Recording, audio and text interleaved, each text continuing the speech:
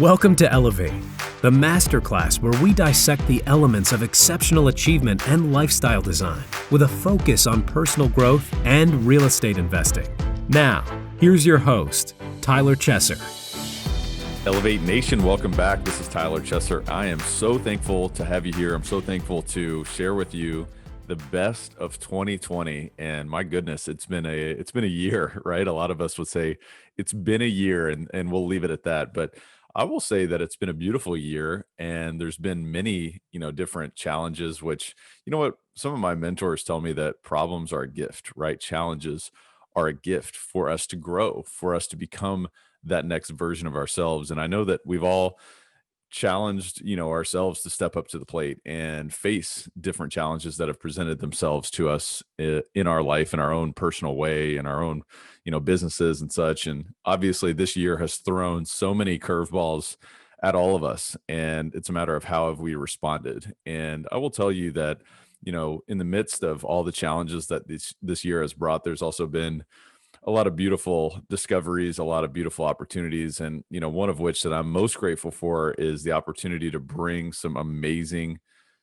content, amazing guests, amazing discussions and mind expansion through Elevate. So I'm just blessed and grateful to be able to share this with you.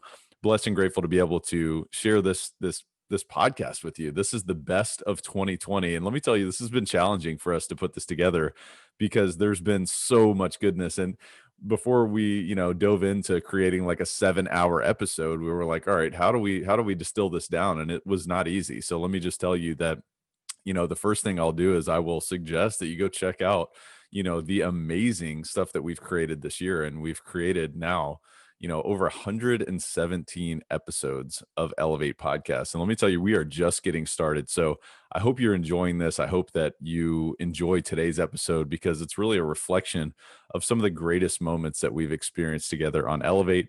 I hope that this really inspires you for what's possible in 2021 and beyond. And, with all that said, also, I want to encourage you to share this with a friend and to share this with someone who's maybe had a year that, has been filled with more challenges than the average individual, and let them know that, anything is possible. Perhaps there's a blessing in the challenges that this year has presented. Perhaps there's a reason why, certain things have happened to certain people. The other thing too is has life happened for you or to you, right? And I believe that if we change our perspective, we can change our life. If we change our story that we tell ourselves within our mind or that we tell other people around us, we can change our life. We can change our business. And so, this episode, this podcast is all about, those stories. It's about how are we creating a greater future? How are we designing a life of fulfillment, a life that we, are proud of, a life that we jump out of bed for in the morning, and also designing the systems of our real estate portfolio so it can create the outcomes that we want practically in our life. And so it's a beautiful combination of expanding our mind, of investing in ourselves, of expanding our own inner being and creating that highest version of ourselves and stepping into the identity that we've created, that we've intentionally designed. And so I think that this is an extremely powerful way for us to do that. I'm blessed to be able to share this with you. I've learned so much, this year, and I look forward to continuing this journey with you next year and beyond. Before we do that, I want to celebrate this year with the best of. So I invite you to enjoy this. And of course, check out elevatepod.com, where we've got all of the different resources for every single show, not just this best of list, but also every other show. And let me tell you, it was, like I said, it was very tough to do the best of because I feel that every episode we bring it, right? So go and check those out. If you haven't listened to shows, in March or in April or January of last year, go back and check those out because this is an opportunity for you to get new ideas and get new inspiration for what's possible for you to set new goals, to bring in new people into your world, to really to execute and to take massive action on your dreams and to create your dreams and to make your dreams a reality. So we want to be there with you. We want to support you in those endeavors.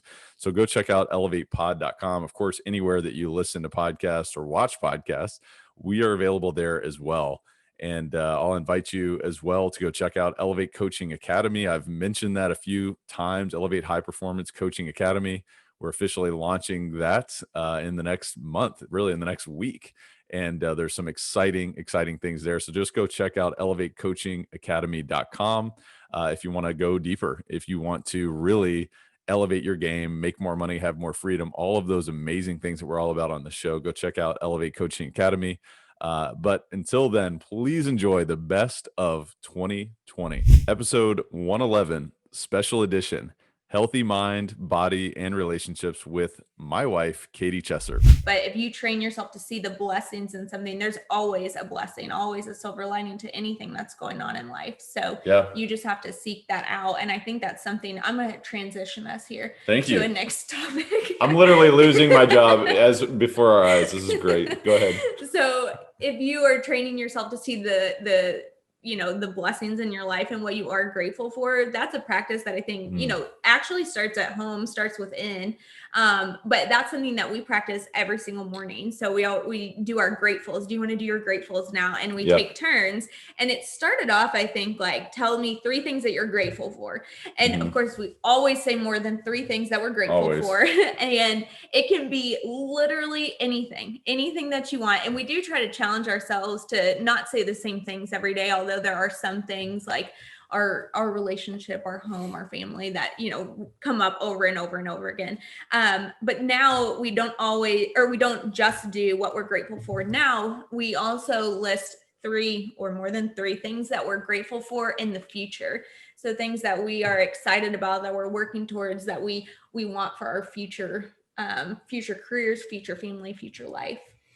Yeah. And it's so important because gratitude is the state of receivership. And I'll restate that. And I believe this so deeply, but it's an interesting, when I heard that the first time, I thought that was a very interesting statement, that it was just a statement that I had to wrap my mind around. It's like, gratitude is the state of receivership, which seems like 2 opposing things, right? If you're thankful for something, you've already received it, right? But maybe that's not the case. And it's interesting because, like, the reason why I think you're going to the direction that you went with, like, all right, when we say, all right, 3 things that we're thankful for, or 3 things that we're grateful for in the future, once you say 1, 2, 3 things, you're like, well, I got like 9 more to go. So give me a second here, because your mind finds these things. And if you think about it, we're also blessed. There's a book that I just recently bought. I haven't started reading it yet, but it's called Enlightenment Now. And it talks about how, we're all so attuned to all the negative things in our world, right? We're also aware of all the challenges that our world has. But the premise of the book, from what I understand, is that we live in a greater time period now than there's ever been in human history in so many different ways. And, you look at, like, it basically talks about, like, violence and all these different things that are really, like, so far lower than they have been in many different ways. So it's about recognizing the good, right? It's not saying there is no bad, there is no challenge or anything like that. But it's about recognizing that and putting yourself, like Tony Robbins talks about. I literally say that probably every podcast: state, story, strategy. What's your state? So we start with the state of gratitude, the state of, I'm proud and I'm thankful, for the good things. And I'm not saying that there are no bad things, but if you start from a negative standpoint, and this is something that you and I hold each other accountable, and I feel like what this really is holding each other accountable. Yeah. And then from there, the more great things come. And the reason why we do, hey, here's what I'm thankful for in the future, is because we're literally creating that in that moment, which is so interesting. Well, and your mind doesn't know the difference between what's reality and what's not reality. So it's training your subconscious to, kind of program, what I want to come. Yeah. And which is kind of what the Tony Robbins thing is. Yeah. And it's Joe Dispenza. I mean, it's firing your neurons together and wiring, the neural circuits. And I mean, way out of my expertise here, but it's really interesting to study, what these experts talk about, and being thankful for an occurrence that has not happened yet. It's amazing what happens within your brain. And not only that, but we talked about quantum physics and mechanics and all these different things, which, again, people may say is woo-woo, whatever. I'm going to go for it because I've seen it happen. I've literally seen things, and you have too. We have seen things. We've created things in our relationships together that we were thankful for years. that now are becoming a reality. Episode 107, Mindful Productivity and Financial Education with Ramsey Solutions, Chris Hogan. No. I was just thinking of one of the questions you asked me as you sent down the sheet, and I got to tell you, these are some of the most thought out. I mean, awesome. But one of them you put down, you said, is there anything substantial that you've changed your mind about recently? Yes. And why? Okay, I've never been asked that, and I looked at that and I went, "Holy cow!" Like that's a strong question, right? That you've changed your mind about. And, I think throughout all of this time with the pandemic, you can look at stuff, and I think we've become very divisive right now in our country, right? People got opinions about politics and X, Y, and Z. And you know what I realized? I don't think it was necessarily that I changed my mind. I just became aware. At the end of the day, if you turn off the lights and you grab the hand that's beside you, you don't know the color, you don't know the race, you don't know the male or female. You don't know, but you know what you're touching? A human. You're touching somebody else that has fears and dreams just like you. Who am I to try to discount them, right? What's my job to do? And I think it's not that I've changed my mind about that, but I've become aware that people are hurting. People have pain points. People have fears, but they also have dreams. And I know that hope is greater than fear if you allow yourself to share that and with other like-minded people. And so it wasn't that I necessarily changed my mind. I'm just become more aware and looking at that and going, boy, we got to fix this thing.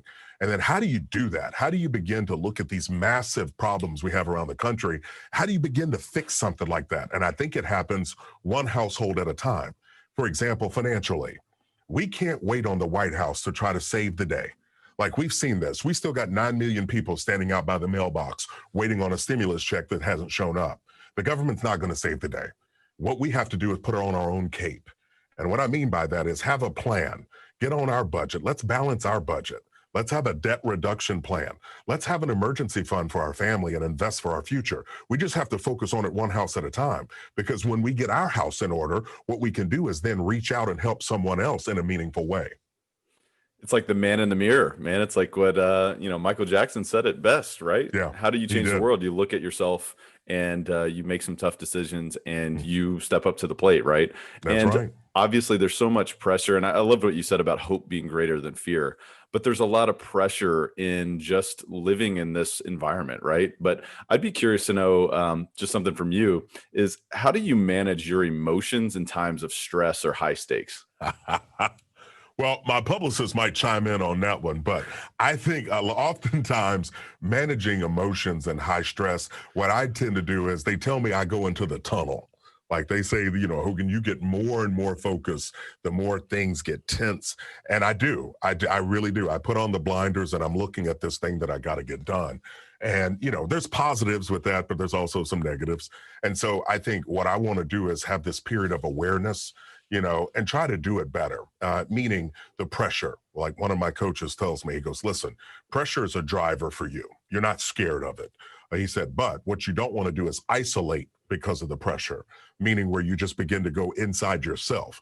He said, you need to make sure you got some people around you that you can talk to, to be able to make sure that, hey, I'm kind of managing that pressure just like a pressure cooker, right? It's got that little nozzle at the top because some steam has to be let out for things to continue to operate effectively. Episode 58, Ahead of the Economic Curve with Russell Gray.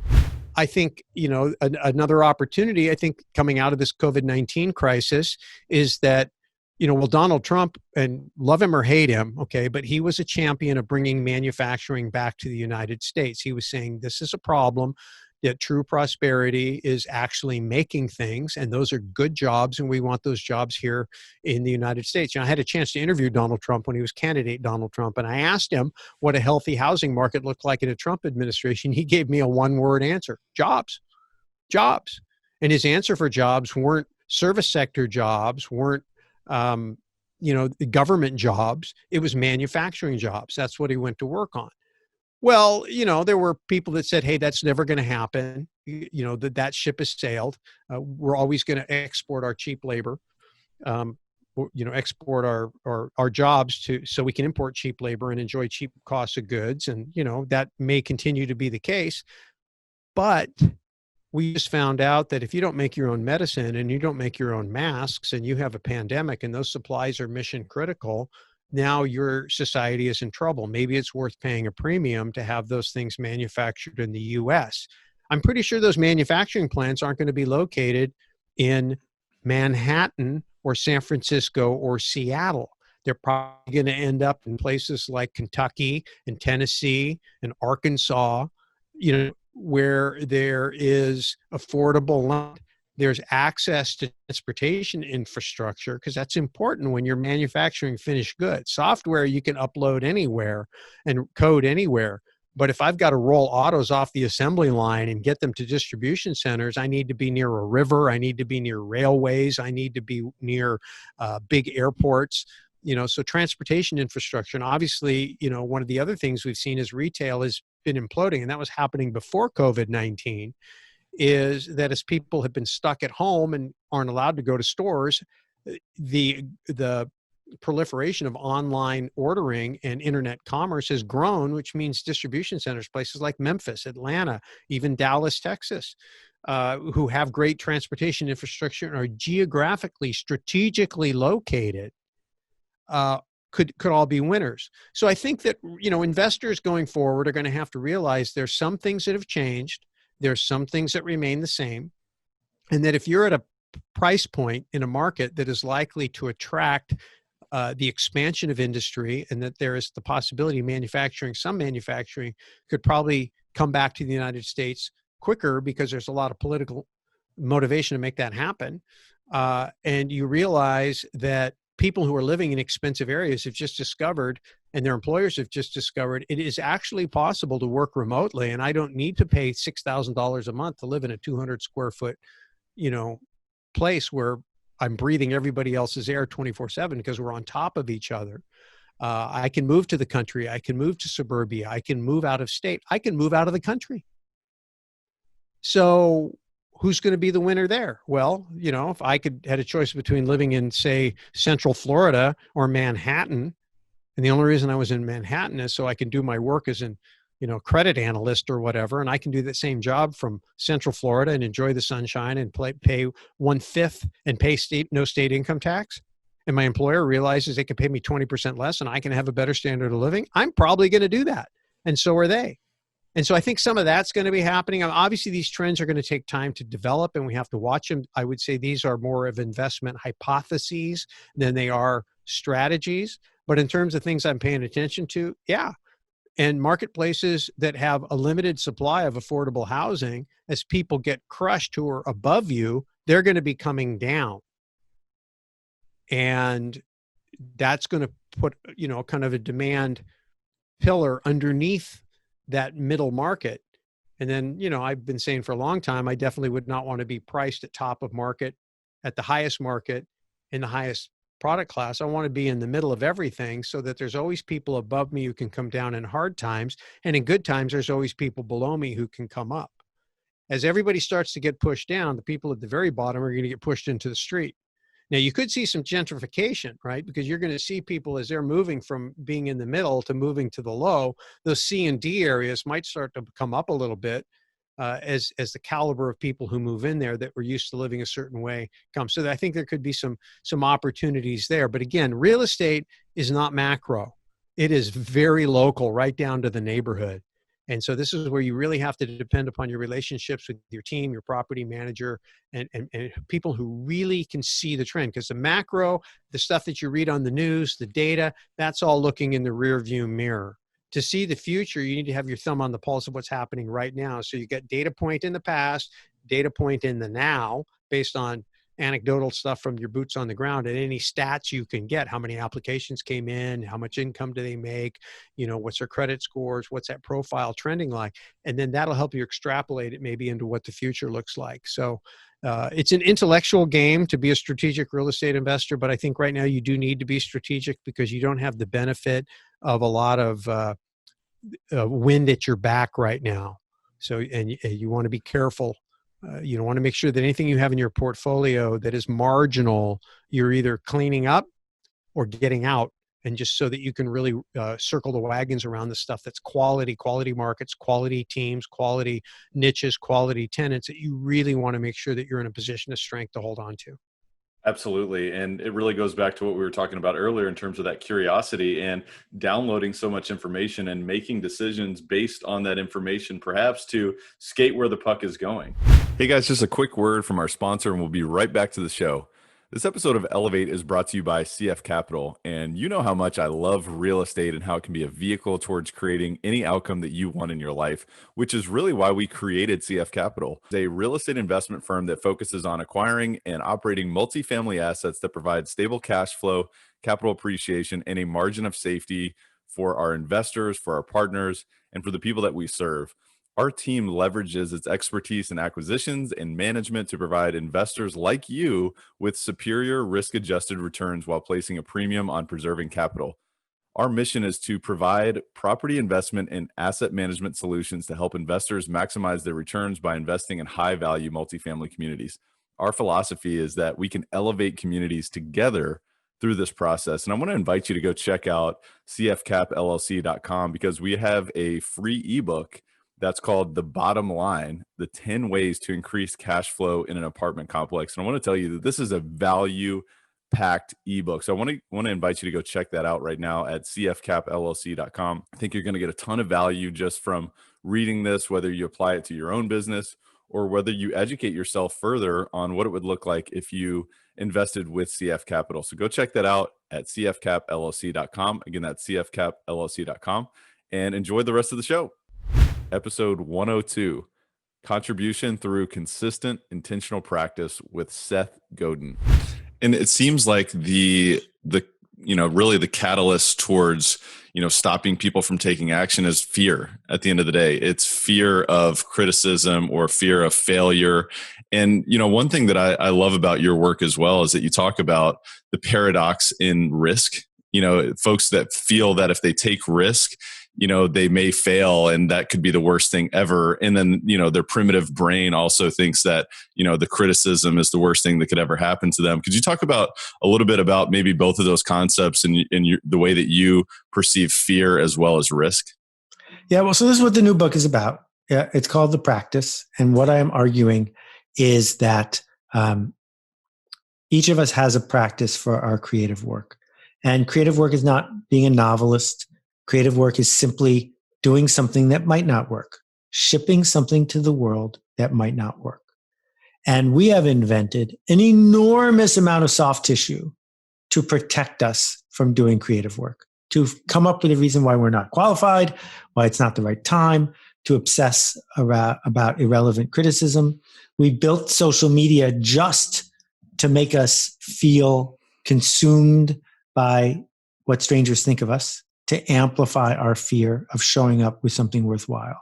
That we fall into dozens of traps. A couple of them are, we believe all criticism is the same, which is just not true, right? That if you're a stand-up comic and you bomb one night, but then you find out later that no one in the audience spoke English, the fact that you bombed is sort of irrelevant. It was your agent's fault, not yours. And to equate negative feedback with bad work is a real problem unless you're distinguishing who the feedback is from. So I haven't read an Amazon review in 8 years. And the reason is simple, because I've never met an author who said, I read all my one-star reviews and now I'm a much better writer. What a one-star review means, and I'm delighted to say J.K. Rowling has way more one-star reviews than I do. What a one-star review means is, this book wasn't for me. Okay, great. I don't have to read anything else. You just told me who you are. You didn't tell me anything about the book. And the same thing is true if you're a salesperson. The same thing is true if you're a poet. The same thing is true if you're a parent.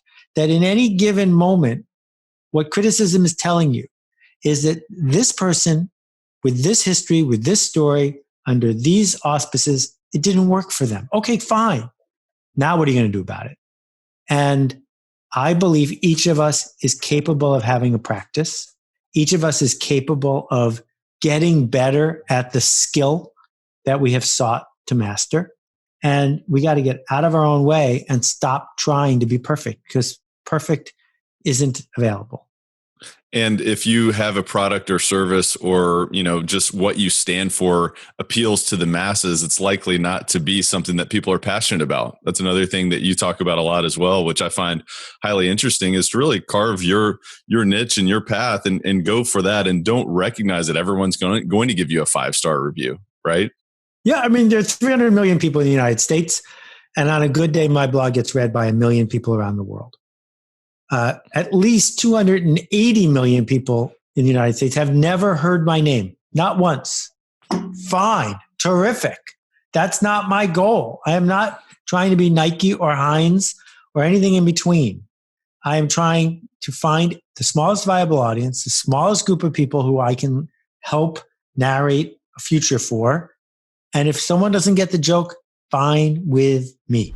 Episode 115, Self-Awareness, Mastery, and the One Thing, with best-selling author Jay Papasan. And one thing I think of is as it relates to self-awareness, that's something that it's kind of a journey in itself, right? And you just even described, like, later in your life was when you really started to become so much more aware.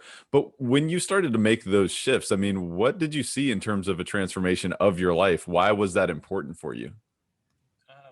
When you can actually see what makes you tick, when you're aware of the values that drive your decisions.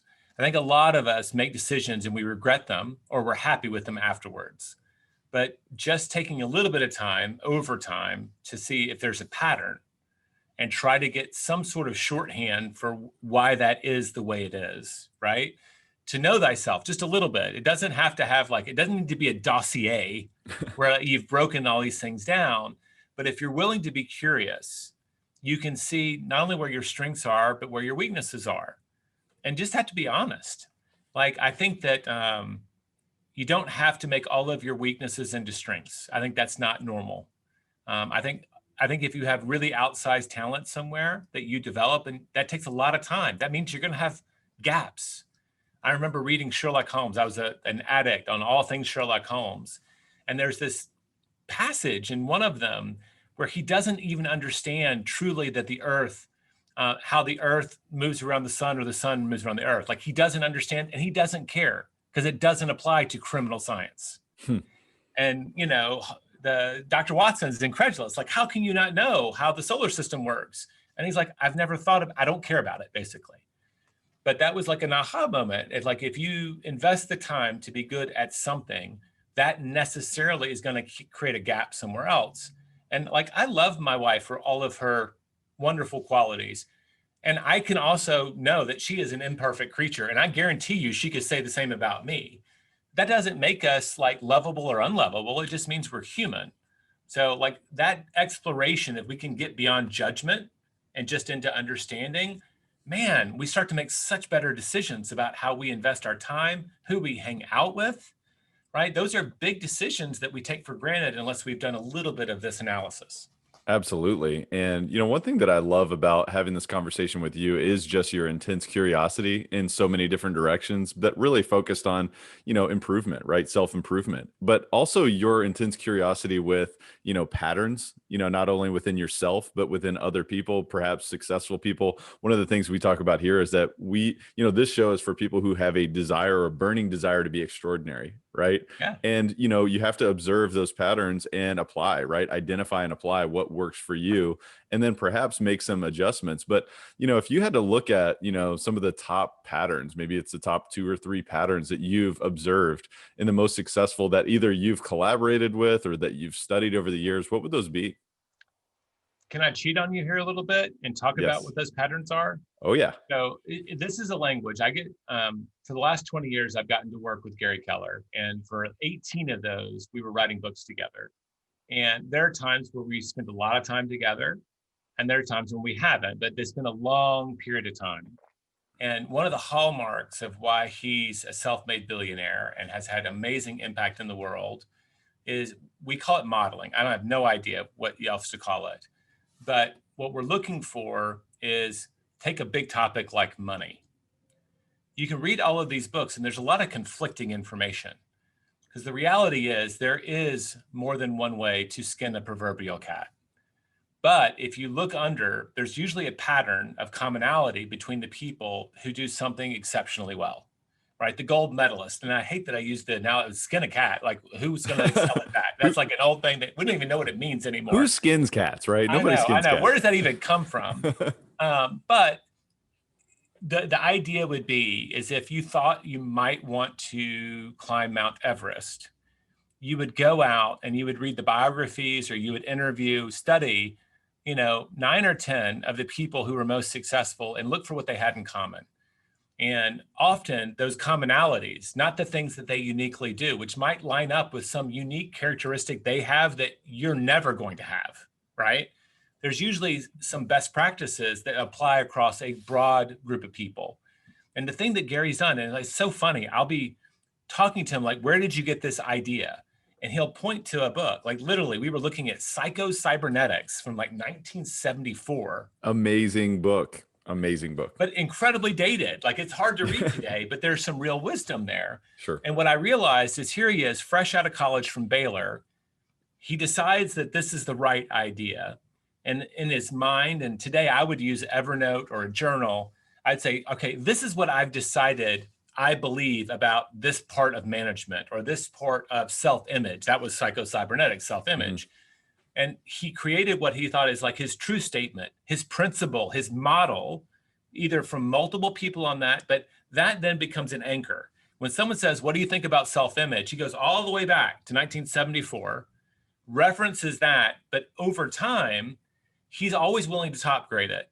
And I can tell you over 20 years, I've watched him just say, nope, this is not a better idea. Or, you know what? We need to add to this idea. And the ideas build on each other. And so like that process, when you talk about excellence and patterns, to me, that's the process. I'm not just reading books to get new ideas. That leads to what I call fad surfing. It's not my phrase. Someone else said it, but I love it because I know a lot of people that are self-improvement junkies that are always doing some new challenge. I'm intermittent fasting, and now I'm doing this, and now I'm doing the meat-only diet because I heard about it on a podcast. And the problem with those is that you're kind of jumping from one thing to the other. And there's this thing that happens over time where you build momentum around doing something extraordinarily well and refining it for you. So I kind of think that we should be a lot slower to adopt patterns of behavior, a lot more skeptical on the front end. And once we've adopted it, we need to have a test in order to change it and just say, wow, is this really a better idea or is this just different? Because in my experience, like one of the things all these successful people keep telling me, 99% of success is just making peace with boredom. There's so many repetitive things that they just had to keep doing and keep doing well that add up to so much more than any individual day of doing it. Episode 45. Strengthening relationships through mindfulness with Rob Giltner. So one person, the type of person that might really drain me is very, very negative. Right. And so, if I'm around that, and if it's not a client, because some clients come in and it's really negative, but when you're in my office, it's a medical model. So I don't see all that. My see is, okay, we're walking together to try to get you out of this tough place. Yeah. But if I'm at, you're looking to serve people on that. You expect a very different perspective to bring them. But if I'm out at a, like what's something we do a lot? I mean, we were at a basketball game. Yeah, if I'm at a basketball, we were at a basketball game, and the people behind us, we're big Kentucky fans, but sometimes Kentucky fans can be crazy. Oh yeah. And so they're all saying all these negative stuff. And let's say you weren't there because you kind of you helped me get some resiliency to that. Yep. But if I was there by myself, I would start getting codependent. And that is, I'm having loss of self because of these people's negativity. Yeah. So loss of self could be, maybe I lose sleep, but in that moment I didn't. So I lost the enjoyment of the game. So that's loss of self. So the way do you get that back is one, to protect yourself, build boundaries. But one is to be mindful of that it's happening. And the big thing with mindfulness is not to judge your emotions or not to judge your thoughts, just observe them. So, okay, I'm starting to feel negative from the negativity around me. And like I would if I was going to lean back and look at the clouds are just going right on by. And so I'm not analyzing them. I'm not trying to solve them. I'm just observing my thoughts and feelings and almost welcoming those negative emotions like I would a friend. So, hey, negativity, or hey, stress, how are you doing? Good to see you, buddy. And you welcome it. And then after that, you kind of see it go away like a cloud. And your role with those thoughts or emotions is just to observe them. It's super powerful. Mm-hmm. I mean, it's like, it's like one of the most useful practices like on the planet. Mm-hmm. I mean, because how many times in your day do you get irritated, you get annoyed, or you get, frustrated, or you get, stressed, or whatever it may be. And it's like your emotions are really just trying to keep you alive. Yeah. They're trying to pass on the gene. Exactly. They're trying to support and help you. They're protecting you. Yeah. Even sadness, fear, all to protect you.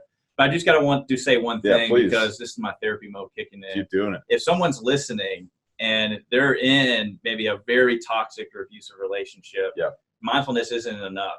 You have to set boundaries, and those boundaries could be, what are ways that I can protect myself? So if I'm married to, physically protect yourself. And emotionally, because people can be emotionally abusive. So you'd have to set boundaries to have resiliency to them. And a lot of people say, gosh, I can't do that because maybe the abuser, responds with anger and they test the boundaries, or I'm more of a people person. And every time I say that is, well, if you protect yourself, you're pleasing yourself. But I just want to say that the mindfulness and just observing, that is big. But if you're actually being abused anyway, the boundaries are key. So I just had to throw that out. Well, if you are, we'll put links into the show notes of where you can where you can contact Rob. And actually, I'll just real quick, it's robgiltner.com is one way. But you're talking about the mindfulness, and just like as the example at the basketball game, it's like, oh my gosh, like what are you talking about? Like this team is awesome. Like this is so much fun.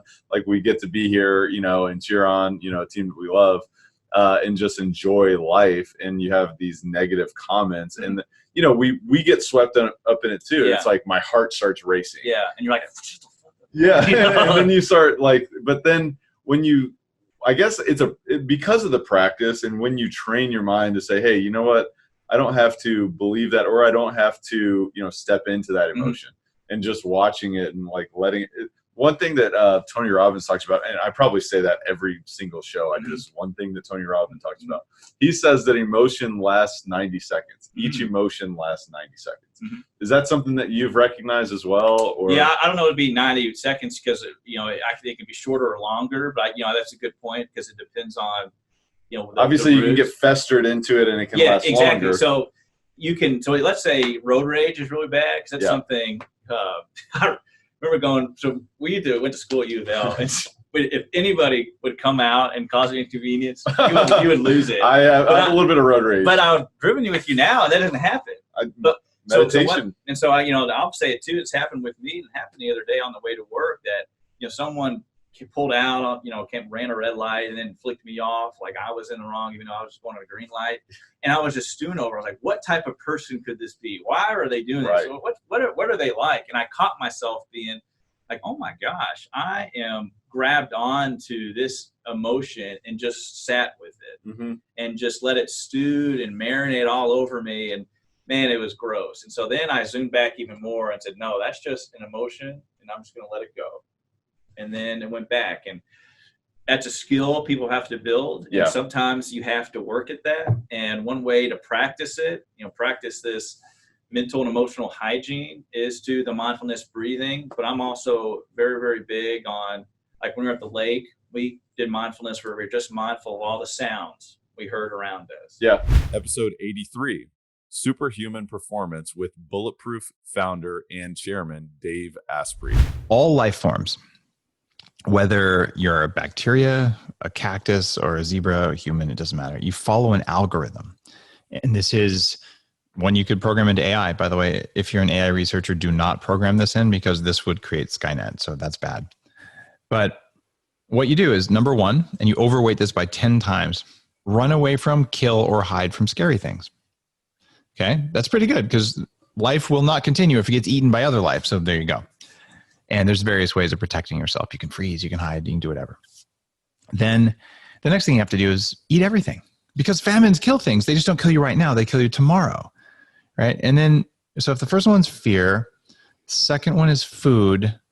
Those are both F words. And then you have the third thing that all life forms have to do. Do you know which one that one is, Tyler? I'm guessing right now. I think I got a guess here. Fertility, right? Yeah, exactly. There you go. That's not what you were thinking. I was thinking fun, but who knows? Oh, okay. That was a nice save. I'm going to give you credit there. You got the first two letters right. So now, if not dying right now is 10x, not starving is 5x, and if you don't reproduce the species, you'll be dead in a generation. That gets 3 times more attention than it deserves. Okay. So now I just got to ask you, what have you ever done that you're ashamed of that wasn't one of those 3 things? That's really interesting when you break it down like that. I think a lot of the listeners are probably reflecting right now, maybe pausing and saying, hey, let me answer that question. That's really interesting. The reason you're doing those things is that the operating system sees things before the software that sits on top of the operating system. Those processes are automated. They come from inside of your cells, and they're a network effect throughout the entire body. And there's 7 layers of your prefrontal cortex, and they're all filtering stuff out that you can't see, but your body can see. And its priorities are set that way, and your priorities are set your way. So the better you come at mastering the unconscious networks in your body, brain interconnectivity, the more you remove trauma. Trauma is just emotions that are tied to something that happened. And I guarantee you, the last time that you nursed on your mom and the next time you wanted a boob and you didn't get a boob, you were really, really pissed, right? Okay, it's a human experience. It doesn't matter. But if you were held on to that anger, I swear I have sat down with 50-year-old people with hundreds of millions of dollars who still have a trauma about that. Right. And it feeds I don't have enough. There's not enough. Right. And it's not intentional. It's not bad parenting. It's just that these dumb little balls of meat that we are trying to figure out how to live without you in there. And they're building rules that they put in before you can think. And then you sit there in a board meeting or with a partner, whether it's a at-home partner or a business partner, and they say something and it reminds your system, not you, of something that happened 25 years ago that you don't even think about, you don't even know about anymore. And then it triggers a feeling, you believe the feeling to be reality, and then you tell the person to go F themselves for no good reason. That kind of stuff is burning huge amounts of things. So what I believe is that if you get your biology working right, you have enough energy to do personal development. And if you do your personal development right, especially with technology or with ancient practices, it doesn't really matter. If you do that, you can actually turn off those reactive systems. And what you get is freedom and tons of extra time and tons of extra energy and the ability to focus on stuff you care about. That's what I do. That's huge. And this is so much fun, by the way. And I just want to get down into that. I mean, talk about mastering the unconscious networks in your body. I mean, talk to us about some habits and some strategies for overcoming that, because I know we're all unconscious beings to a certain degree until we reach that level of consciousness. So let's talk about that. It really depends on your age, your upbringing, and things like that. But there are some core techniques that work really, really well. And breath work is a very powerful one. I had not done any of this stuff until probably my early 30s. Still, that's relatively, in terms of the recent renaissance of breathing, it's pretty early. But I sat down in my first yoga class and I breathe in this nose and breathe. And I'm like, I can't connect this. Why? It doesn't make any sense. Well, it turns out that breathing has evolved in a similar way in almost every old society around the planet, where they know if you breathe in 5 seconds, hold your breath for 5 seconds, breathe out for 5 seconds. You do this for a while, it actually changes things. And you breathe through your nose, not your mouth. Things like that work. So I would tell you, pick up a breathing practice. And there are many of them. You can try the Wim Hof breathing, which is going to make you trip balls. And you can take a cold shower. I've been promoting those for almost 10 years now. It's a good thing to be uncomfortable for brief periods of time.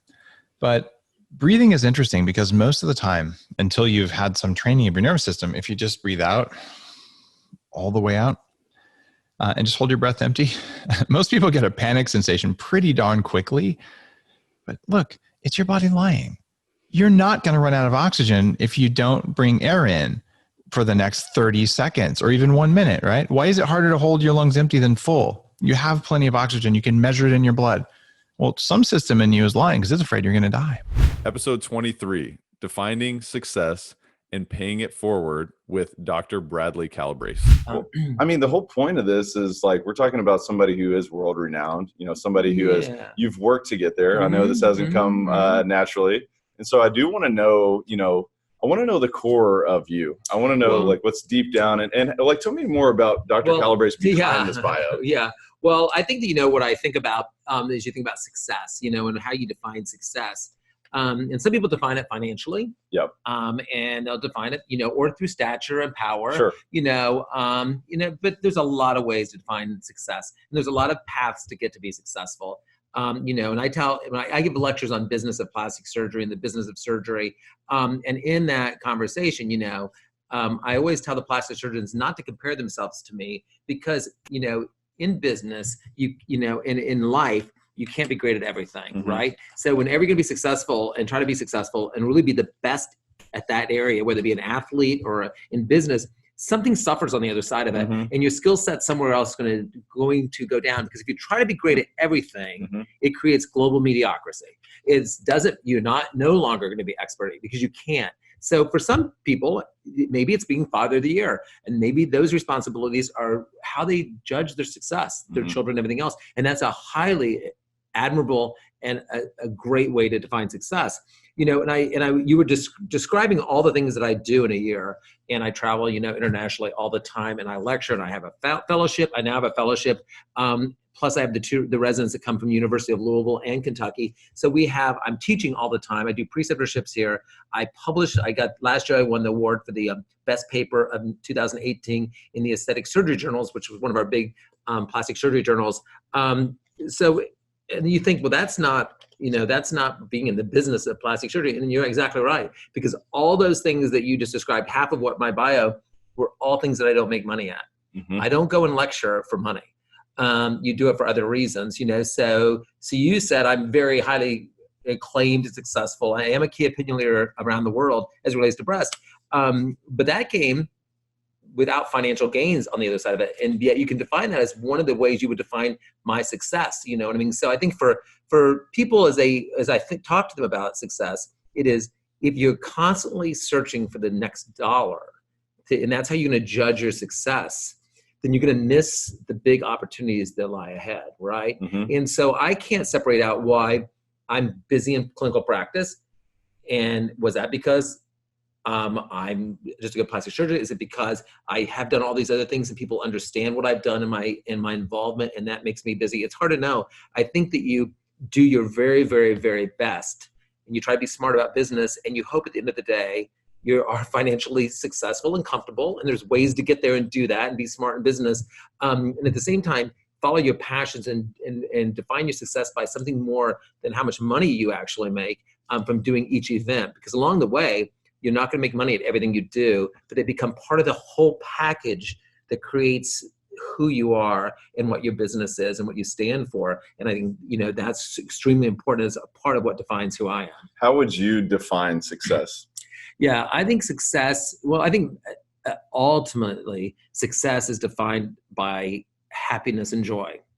And so it's different people need different things to find happiness and joy in their life. And for me, it is to make sure I've lived a full and complete life, right? And that I've done all that I can possibly do to deserve this life, and I've had a lot of privilege. I grew up in very humble, I tell my staff, I was like, I grew up in a trailer. I went to high school living in a mobile home, right? I know everybody's life. It's like, I didn't have this great success in front of me. Nobody was a doctor in my family. And so you find a path from that, out into what you do. And so in the process of it, you want to be happy. Reaching my goals has never created happiness for me, right?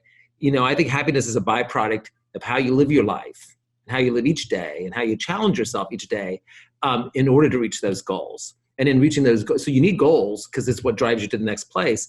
But your happiness is going to be on how you live your daily life with your friends and your family and the people you care about, and how you treat your employees, and how you feel like you're in some way being productive and contributing.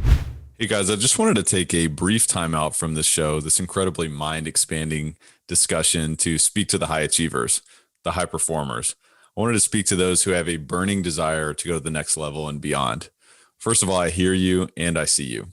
When I got started as a real estate entrepreneur fresh out of my W-2 corporate job, I was excited and jubilant to create and design my future.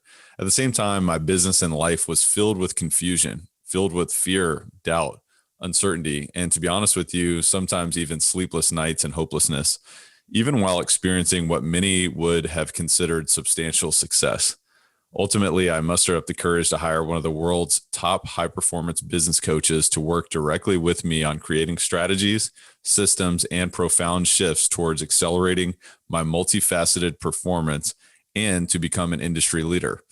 After years of investing significant resources into myself and in my business through this process, I am now paying it forward as a high-performance coach to those who feel called to elevate to the extraordinary.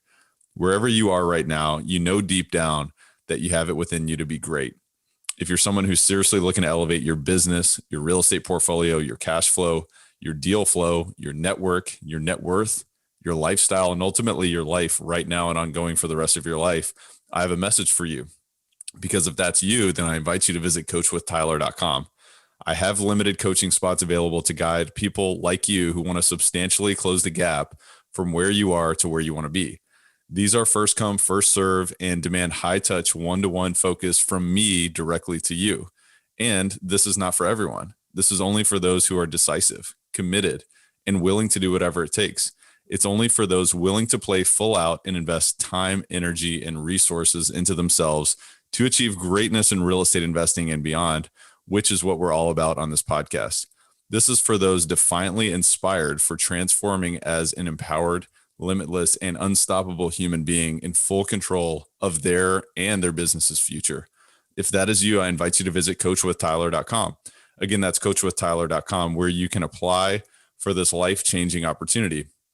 We will then schedule a discovery session where we will directly discuss what's working, not working, and how we can work together to accelerate your future. With that said, enjoy the rest of the show. Episode 96. Confident decision-making with best-selling author and former professional poker player, Annie Duke. What I think is pretty interesting is that when we think about, okay, when we look at an outcome, how much are we sort of willing to dig around in here to imagine that luck might have actually played quite a big role? And it turns out that that's asymmetrical. And this is actually a really big problem with trying to solve for resulting, which is that we love to dig around in the bad results. And the reason that we love to dig around in the bad results is that, well, you can kind of win to it, right? Like, okay, I lost money, I feel sad, but maybe at least the decision-making was good. So I'm going to dig around in there. Maybe it turns out that I actually didn't lose money because of my bad decision-making. I lost money because like there was some luck involved. Okay, so we're very eager to go and dig around in the bad results, but we are not at all eager to go and dig around in the good results. Mm-hmm. Reason is that if you win, you're like, I feel pretty good about myself. I'm a good decision maker. Look at me. Look at what I managed to create. So if you go digging around in the good results, you're actually risking just losing to that, which is, well, maybe it was just luck that got me here. And the reason why I think about this in terms of like stock market or real estate is that both of them are very often in situations where what we call beta, which is just like, if you indexed, if you just sort of bought the real estate market in a particular area and you didn't really make any active decisions about it, that you would do pretty well, right? Because we have periods where real estate is just kind of on an upward march. Certainly the stock market in general over time is on an upward march. So what I think is interesting about that is that in any kind of investing, people can invest, they can have positive outcomes. In other words, they can be doing better than zero, but they don't actually dig around in there to see, well, would I be doing better if I were like just in an index fund, right? So if the real estate market is like going up at, it just happens to be like a super hot market or whatever. And like, over the past 5 years, it's kind of gone up like 5% year over year or 10% year over year. And you've been doing your active strategy and you're earning 7% year over year instead of 10% year over year. It's pretty easy to feel good about yourself, but you're actually just lucky because you're doing worse. You're doing worse than if you took a passive strategy, right? And so I actually find that really interesting, like these spaces where you can win, but if you actually look at it against an index, you're losing.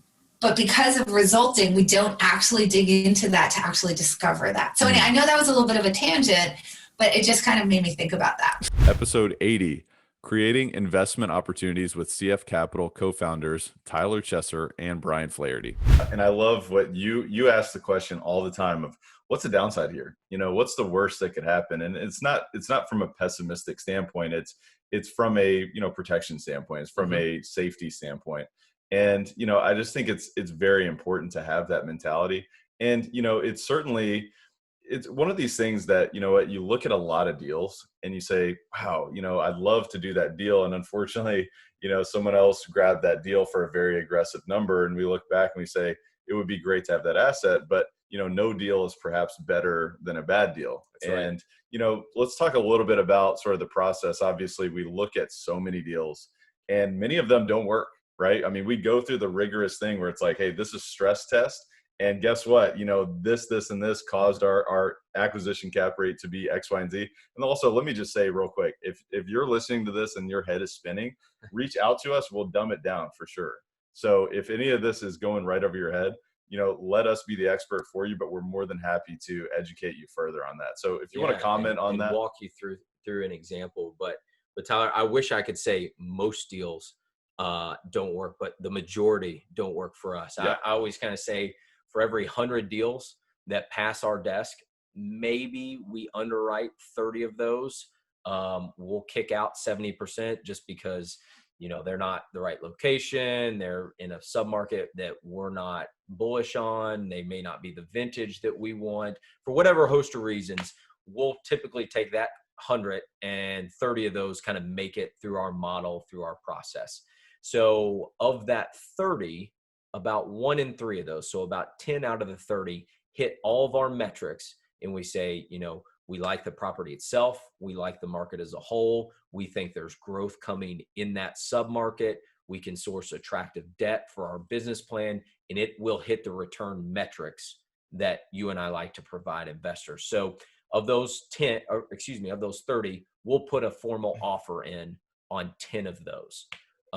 From those 10 that we offer on, there's a lot of competition out there. There's folks that, might be more aggressive than us, might have a cheaper cost of capital, might just not know an asset as well as we do. And they might win, but then for every one of those 10, there's probably 1 or 2 that you and I are going to pull off. And those are going to be the ones that we acquire. So when you back it back out, for every 100 deals that we see and kind of take a high level look at, we might acquire 1 or 2 of those. So, there are a number of deals. I mean, deals cross our desk probably every day. Sometimes some I'd days say 2. multiple, yeah. Yeah, some days 2, 3, sometimes four deals will come across our desk every single day. So it is a very targeted few that we actually acquire because they meet all of our needs and requirements. And when a deal is under our control, at that point, it's gone through this process. It's gone through the rigorous testing, and it's gone through this elimination process where, like the first time that you and I talked on Elevate was episode number 5. So if you want to go back and listen to that, it's accelerating through essentialism. And this is essentialism type of work. I mean, most things we say no to. And, when you are a part of our investors club, you are going to get notice that, hey, look, we've got a new deal opportunity, and here's what that looks like. And here's what the asset looks like. Here's what the returns look like. And so the process is getting to know us and getting in a conversation with us so that we can understand, what are your goals? What are your intentions? What are your objectives? So that we can serve you. And so we can say, hey, you know what? This may or may not be a fit for you. We may say, you know what? Actually, based on what I understand about you, this is probably not the best vehicle for you. But more likely, perhaps, is that, this is a great fit for you. And so you have the opportunity of reviewing those. Of course, you can say, no, that's not interesting to me. Otherwise, you could say, absolutely, let's do this. And you can reap all of those benefits. And so it's super exciting. But I think we've covered a lot of the tactical stuff.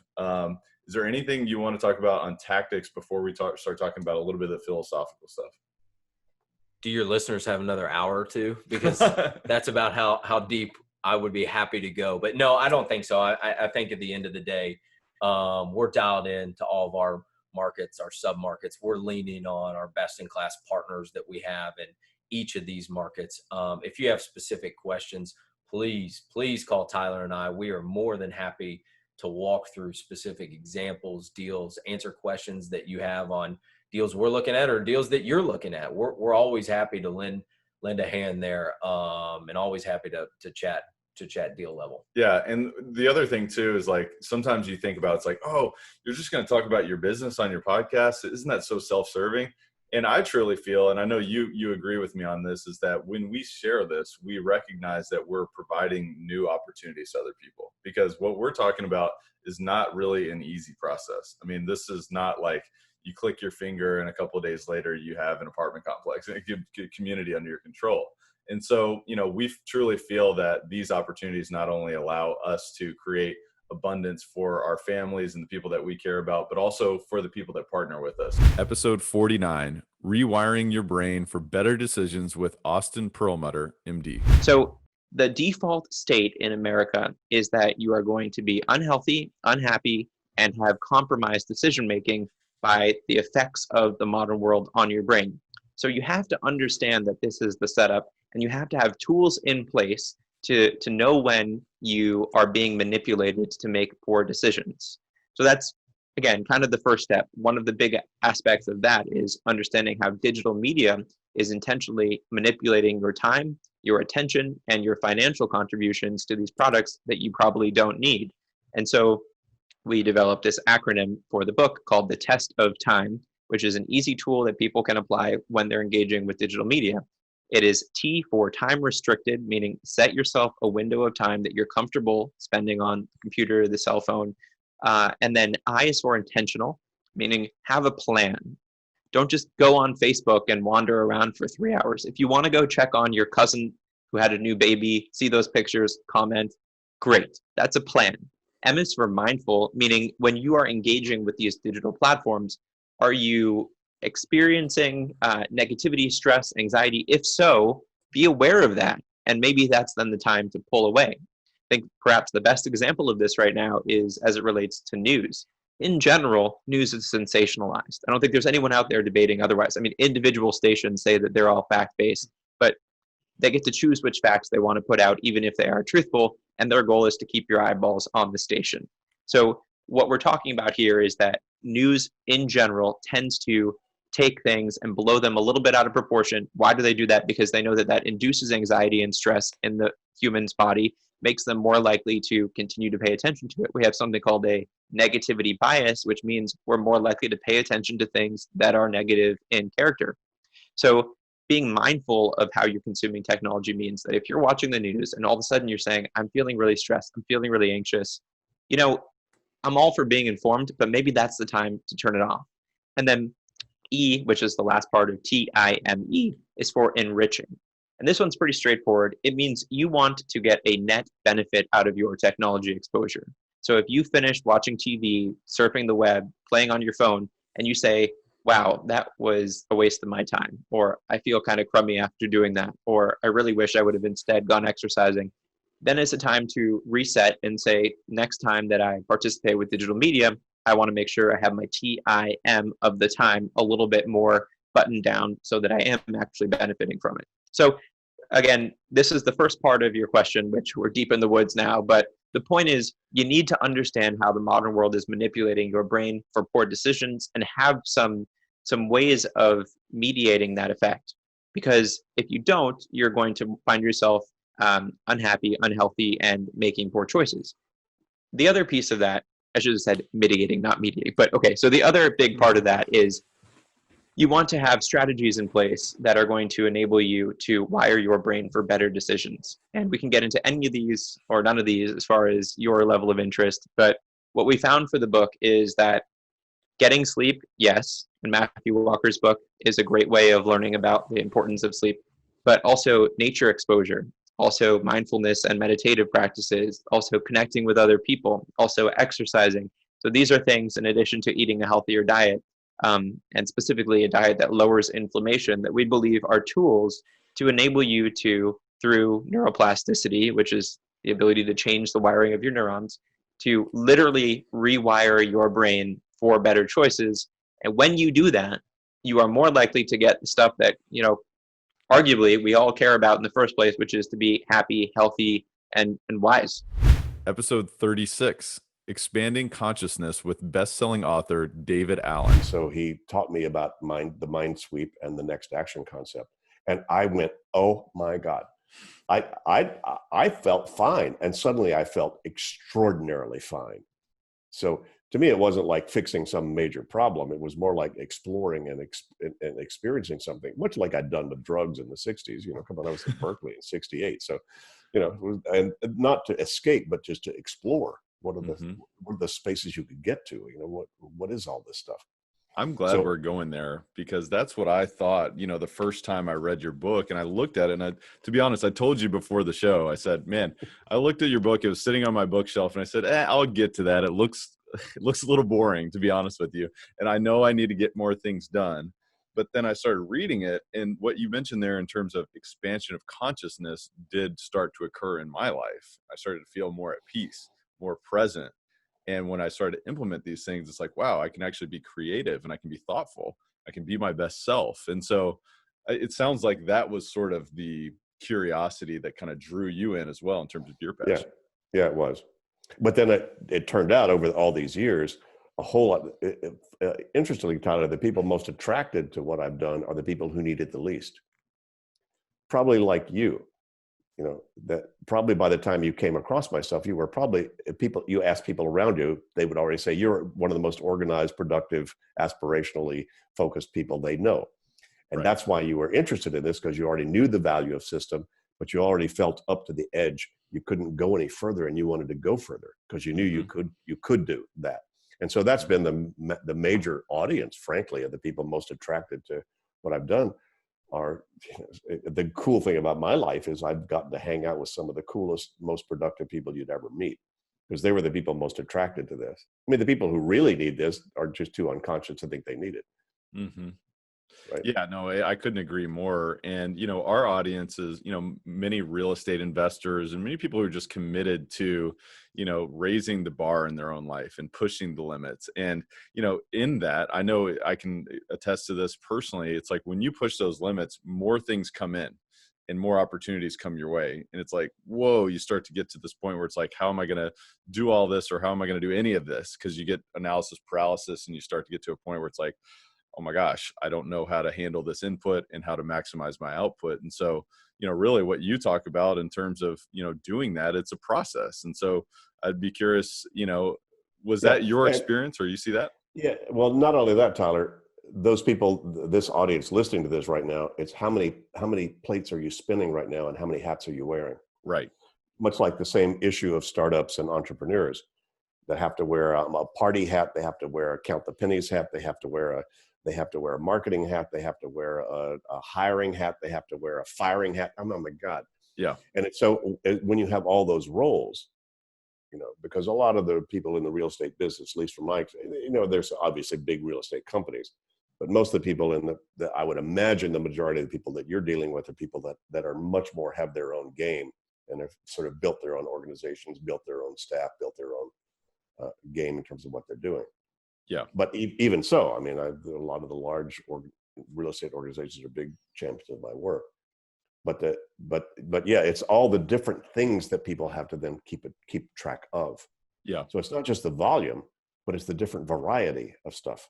Mm-hmm. And for the different variety, boy, it's so easy to get down in the weeds and forget strategy. It's so easy to get down in the weeds when you're dealing with whatever and forget the bigger picture.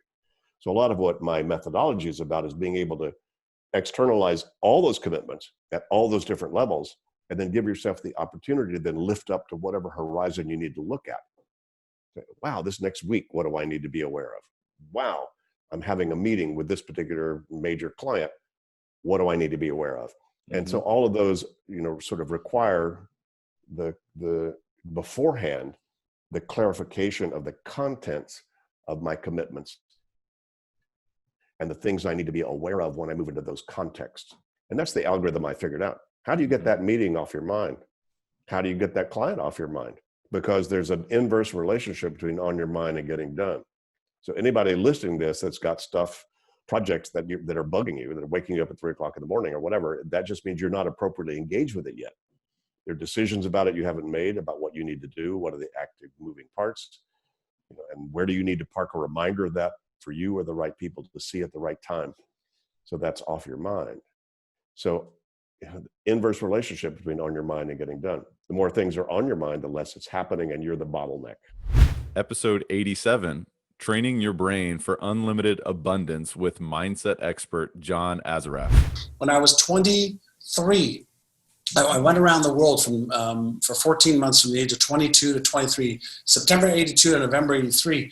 And when I came back, I worked so hard to like make back the money that I just spent traveling around the world. I spent $72,000 in 14 months traveling around the world. And I was working so hard, I ended up with severe ulcerative colitis. And ulcerative colitis is ulcers in your colon, and mine were bleeding ulcers. And so it was, so painful and so uncomfortable.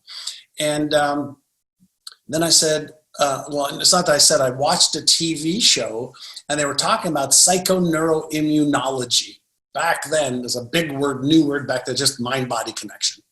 And the doctor said, well, listen, if you think about your disease, you expand your disease. If you think about health, then you're in a state of at ease. So I started to look at the cause of the colitis. And number one reason was stress. Number two could be because I was probably partying too hard. Number three, I wasn't exercising. Number four, I probably wasn't eating great. And so I said, okay, let's see if this psychoneuroimmu shit works. So I said, I'm going to get a perfect diet. I'm going to start to exercise. I'm going to do this thing called meditation and visualization, and we'll see what happens. Now, for over a year, I was on 25 pills a day, called salazapine pills, which is an anti-inflammatory sulfate, to reduce the inflammation in my colon.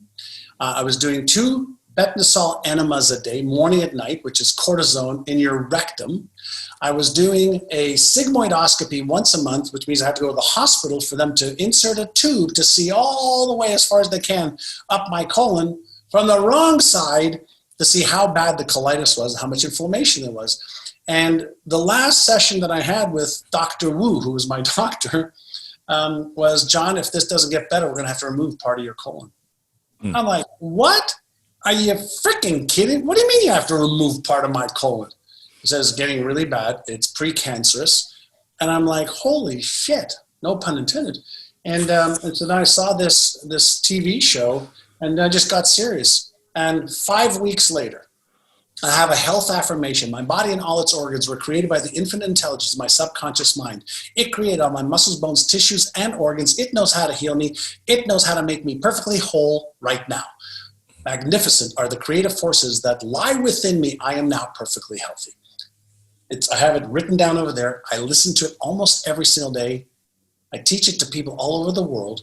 And by doing just a little bit of this, 5 weeks later, all symptoms gone. Gone. No more pills, no more enemas, no more sigmoidoscopies. And when I went to the doctor for the final sigmoidoscopy, he says, oh, everything's healed. I want you still on the pills. And I said to Dr. Wu, I said, you don't get this. I fixed the cause. You're wanting to treat the symptom. I've not been on any medication for the last 40 years. Episode 92, Leveraging the Power of Crowdfunding with Jillian Sidoti. And you're really more than an attorney. You're more than, an SEC sort of facing attorney. So, how would you describe sort of being an advisor? How else do you advise your clients beyond sort of the construction and the operation of their team? So what I basically tell them is that you need to, if you're not good at something, hire somebody to do it for you, because the time it will take you to learn how to do things is not worth it. So for example, like a lot of times what my clients will do is try to build their own website, and that's just a waste of your time. If you're an amazing real estate entrepreneur, why are you spending time being a webmaster? So find somebody to do it for you. But the big thing is that, look, you need to have a good outward facing, image when you're out raising capital. And then you need to back it up with great systems. And so what do those systems include? A good database, an amazing bookkeeper, books and records, and a good investor relationship model. And what I mean by that is right up front, you're going to tell the investors how you're going to report to them, and then you're going to do it. So if you tell them, I'm going to report to you every quarter on the 15th day after the quarter ends, then you best do that. And just don't tell them what you're going to do. Tell them how you're going to do it. We're going to do it on Zoom. And then I'll give you the recording when the Zoom call is over. Or I'm going to write it up and I'm going to distribute it. Or, however it is, that's what you need to do. Or maybe you want to do it once a month. Once a month, we're going to do an investor call. That's when you can ask all your questions. We'll record them. We'll archive them. You can listen to them anytime you want. Mm-hmm. Yeah, no, that's great. I think it does come down to communication. And one of the things, just to highlight from what you said earlier, folks who are getting perhaps heat from the SEC in different ways are folks who are, they're not delivering on their promises, or they're not properly communicating, or they're not doing what they said they were going to do. So I think there's a lot of value in that. Let's talk about for passive investors. What are some tips that you would suggest for passive investors prior to executing a private placement memorandum? How would you advise them legally? A big part of it would be just making sure. The funny thing is, and this is probably advice you've never heard before. The big part of it is to read the operating agreement before you read the PPM. Because the operating agreement is actually the legal document that counts. And so you want to read the operating agreement and make sure it says what you've been told it should say. I've actually found on more than one occasion operating agreements that didn't match the PPM at all. And that's unfortunate, because then at the end of the day, most of the clients read the PPM and think oh, okay, this is what it is. I don't have to read the operating agreement. And then they don't read the operating agreement. And then they find out the hard truth later. And why does this happen? Bad drafting on the part of an attorney, and then the issuer not reading it. I read an operating agreement, if I can share this story with you. Please. I read a operating agreement one day that said, stuff. And then in the definitions, it said something about voting rights. And it said, in order to make any major decision regarding the company needs it said something like you need 2/3 vote. And this person alone has 2/3 vote and can make any of these decisions by themselves. Wow. I didn't even tell you the best part yet. That person, I was I don't remember reading that person's name even in the PPM. So they were referring that somebody other than the management of the company had complete and utter control over the company. Wow. Yeah. And it wasn't a mistake? So you were going, what's that? And it wasn't a mistake? I don't know what it was, but I just told the person, because this was a situation where I was reviewing it for an investor, and I just told the investor, they didn't even take the time to read their own documents. Is this somebody you really want to invest with? Episode 116, Unraveling Ego and Tapping into Intuition with Adapia DeRico. The thing that's important about that is that the ego is driven by fear. Mostly it's driven by fear. Ultimately, it wants you to think that it's driving you because you're just an ultra performer or you're elite or all these things, but it's really out of fear. And really, when you get comfortable with that, it's interesting to say, well, what is that fear? What is that? Is it fear that I'm not worthy, or people won't accept me or love me or whatever? And it's really interesting when you get down to it and you think about ego, like the 3 letters in the word ego, it's edging God out, right? And so whether you're religious or not, whether you're spiritual, religious, it's about, you're edging out your true inner being, like the source of who you are. And, I think this is really important for us to discuss, with, a crowd of people who listen, who are investors or, real estate investors or entrepreneurs or leaders, because, sometimes we try to cover up, we just stack things on top of what we aren't recognizing as wounds, right? We're not recognizing as something that we're going within. So maybe we could serve the listeners just a bit further. Give us a look into the process that was it just, hey, I'm asking the question, what is this? What am I trying to, what am I fearful of? Or tell us a little bit more. Yeah. So this is the realm of what's called shadow work. It's called shadow work. And it's multi-pronged, because like our ability to get in touch with our deeper higher self, it's myriad. It's like different for, everybody has it in different ways. We're definitely wanting to meditate. We're definitely wanting to be in deep contemplation. One of the most powerful practices for me was writing, always has been writing, and really powerful was autobiographical writing. And so like reliving, I call it compassionate re-experiencing. So like reliving a defining moment, but seeing it with a different lens. You have the lens of having, times gone by, but you're looking at yourself as who you were at the time objectively. And what you start to see, especially if you're like me, that like didn't want to go back and even think about, I don't ever want to think about the head in the sand. I don't ever want to look at it again. But when you actually look at it, you realize like, oh, I was trying my best. Like, oh, my intention wasn't bad. My intention was actually really good. I have good intentions. And what starts to happen, and like you're writing it out and like you're telling the story, and you're even just like reliving it in your mind or looking at pictures or emails or what have you. And some of the things like I had to relook at, like very like obviously, like especially like this fraud loss, for example. Like I had to talk to the DA, and I had to like talk to like the FBI, and I had to like talk to all kinds of people. And like 7 years later, I had to do it all again. And so it just brought up so much emotion. And but the only way to heal it is to actually look at it. That's the only way, is to actually look at it. And so if that means relooking at a memory, then that's what you do. And you see it, and you see yourself objectively, like, what was my motivation? What was my intention? What was I trying to get? Who was I at that time? What did I know? Because, in our everyday life, in every moment, like when I was 23, I knew exactly what I was doing.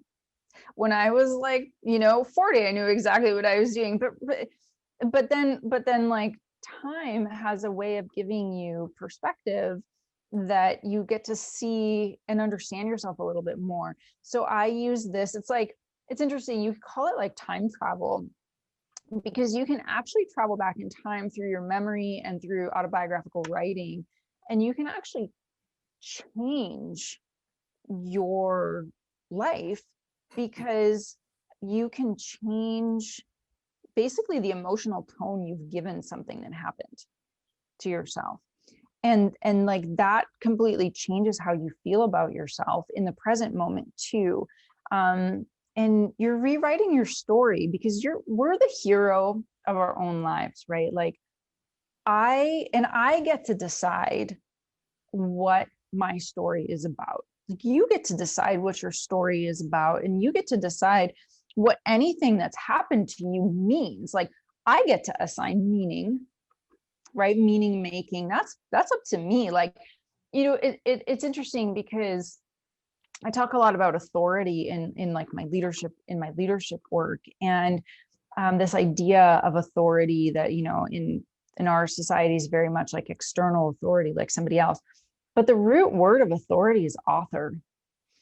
And like that is right, like that is like, I'm the author, and we're always the author of our own lives. And there's a lot of power there if we recognize that just because something happened doesn't mean it happened that one way. And in fact, because of the way our memory works and deteriorates, and it's so fallible, and like our brain is so easily tricked, there's so much about it that there's a lot of science around memory, that what you remember isn't actually what happened. Oh my goodness. What just happened? Arapia, are you kidding me right now? This is massively gold nuggets of wisdom right here. Episode 53, Enjoying the Gift of Life Through Syndication and Independent Thought with Ben Kogan. I could take this opportunity to share about the rules about the gift of life. That'd be great. And I just want to make a mention on sleep real quick while you do that. I've got this Aura ring here. I've just got this recently. I highly recommend this if anybody is looking to kind of, track their sleep and try to figure out how much deep sleep you're getting, how much REM sleep and NREM and all this stuff. I just read this book, Why We Sleep, by this scientist, and blew my mind. Yeah. I thought like, oh, 6 hours is fine or 5 hours is fine, but it's not. I mean, you really need to give yourself a sleep opportunity of 7 to 9 hours, and you need to really be doing that on a consistent basis. And you can't pay that debt either. So I think that's really interesting. So I really appreciate you bringing that up. But dive into educate So us. Elevate Nation, get some sleep. That's right. That's right. Absolutely. All right. So we talked about this a little bit before we got on air here. I'm going to share with you something that I carry in my wallet every single day. And it's titled The Rules, How to Enjoy the Gift of Life. And it's 10 very short little rules that I'm about to read to you that I think about on a very, very regular basis. I picked this up from a rabbi in Israel, as a matter of fact, when I was there about 1.5 years, 2 years ago. And I think these apply to everybody. So here, you ready for it? I'm ready. Here it goes. All right. Number 1. Think appreciatively and gratefully. Number 2, speak and act joyfully and kindly. Number 3, always find the benefit and be patient. Number 4, strive for meaningful goals. Number 5, see, hear, and feel yourself being the way you wish to be, joyfully self-confident and courageous. Number 6, focus on solutions. Number 7, let challenges upgrade your character. Number 8, consistently access positive states as you recall your life's greatest highlights. Number 9, smile to all mirrors and to people who would appreciate it. I love that one. That's awesome. And number 10, ask yourself, what is the wisest thing to say and do right now? Keep upgrading, keep elevating.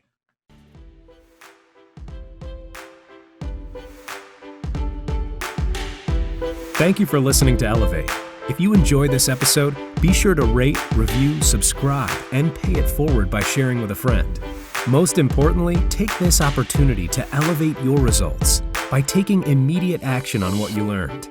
For more, visit elevatepod.com.